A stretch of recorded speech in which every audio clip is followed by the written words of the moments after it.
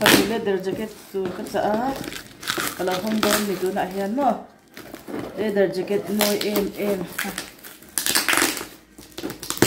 esa jacket akan xã về lắm mà anh thấy lại béo na anh thấy cái gì nào xã về shim mà học các xã ai rồi lúc này rồi thấy thấy rất đau tuần này ai rồi là các xã rất đau này nghe là lớn có chuyện con thầm hơn các xã nó bé nhiều nữa dễ lắm wow rất tận hiếu vậy này leather jacket các xã về chiang là khai kiểu rất tốt thôi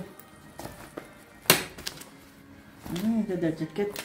anh have về đó nè phần nội tại tôi này hả cái đã cần hàng hát là cần là bởi vì nè cứ lần cao sẽ tôi nợ cho nó để xong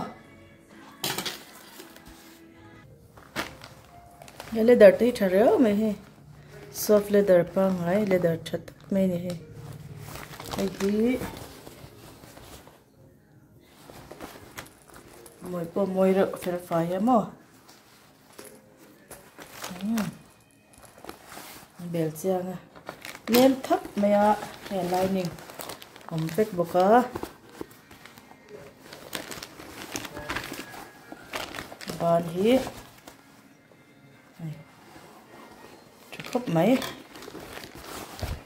chữa rồi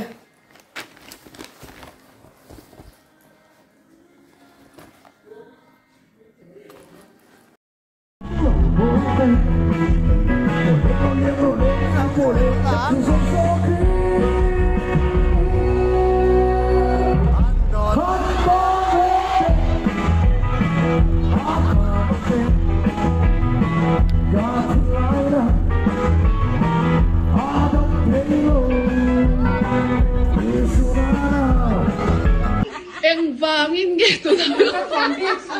nanti kayak leather jacket hin lele zero sang vangin